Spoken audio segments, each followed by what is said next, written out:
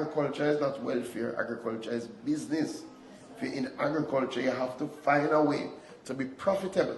And I think what has happened to our sugar sector now is that we've reached a right sizing. So we now have 2 sugar companies that are operating, and what people are now seeing is that there's an opportunity for new players to come into the market. So I'm very happy that we plan to break ground in July.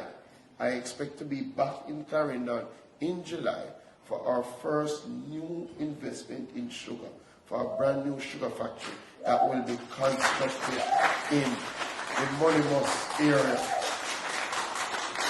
Already, the company is leasing 12,000 acres to go into cultivation of sugar. Of that, they're purchasing 27 acres on which they will construct the sugar factory.